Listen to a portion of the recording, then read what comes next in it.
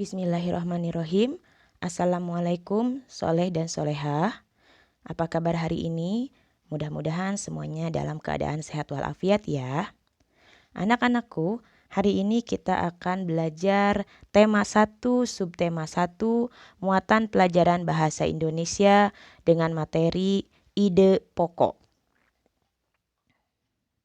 Anak-anak, dalam sebuah teks terdapat 2 kalimat. Yang pertama adalah kalimat utama, yang kedua adalah kalimat penjelas atau pengembang. Kalimat utama adalah kalimat inti dari sebuah teks atau kalimat pentingnya dari sebuah teks. Sedangkan kalimat penjelas atau pengembang itu adalah kalimat yang menjabarkan kalimat inti, ya, yang menjelaskan kalimat inti tentang apa saja. Dan biasanya terdapat juga info tambahan dalam sebuah kalimat penjelas. Anak-anak, tahukah kalian apa itu kalimat utama? Kalimat utama disebut juga dengan ide pokok atau gagasan pokok atau gagasan utama. Kalimat utama biasanya terdapat dalam 3 tempat. Yang pertama, kalimat utama biasanya terdapat pada awal paragraf atau disebut dengan paragraf deduktif. Biasanya juga terdapat pada akhir paragraf atau disebut juga paragraf induktif. Dan ada juga yang terdapat di akhir dan di awal paragraf atau disebut dengan paragraf campuran. Anak-anak, berikut adalah contoh paragraf deduktif. Di sini ada paragraf mengenai pergerakan hewan melata. Ular termasuk contoh hewan melata. Ular tidak memiliki kaki atau tangan untuk bergerak serta berpindah tempat. Untuk bergerak, ular perlu mengerutkan badan dan perutnya.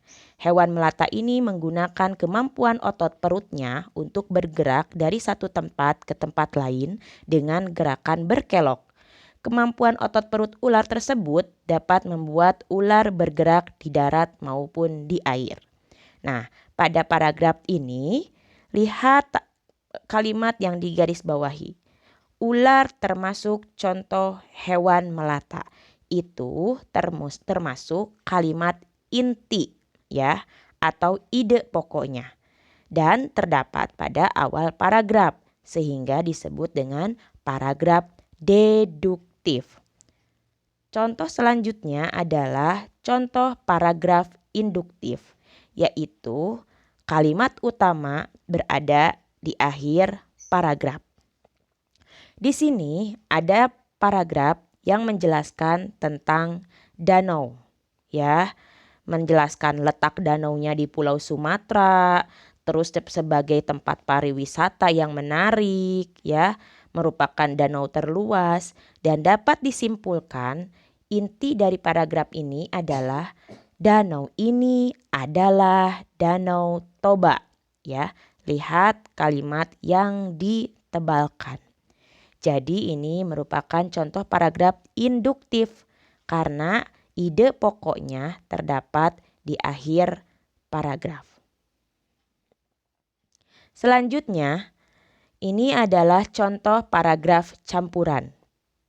Paragraf campuran, ide pokoknya atau kalimat utamanya terdapat di awal dan di akhir paragraf.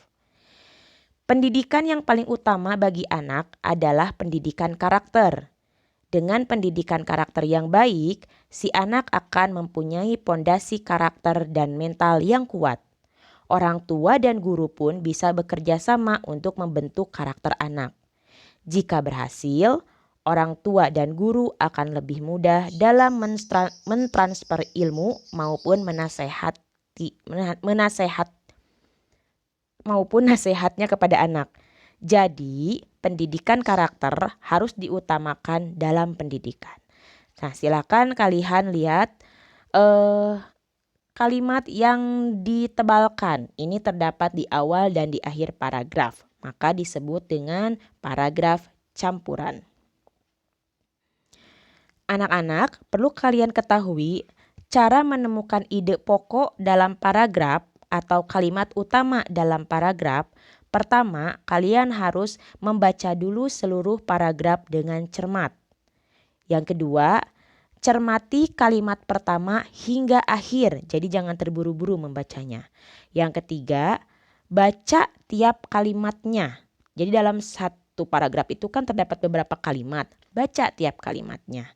Lalu, jika sudah ketemu ide pokoknya, maka tandai ide pokok tersebut. Kenapa harus ditandai? Khawatirnya kalian lupa.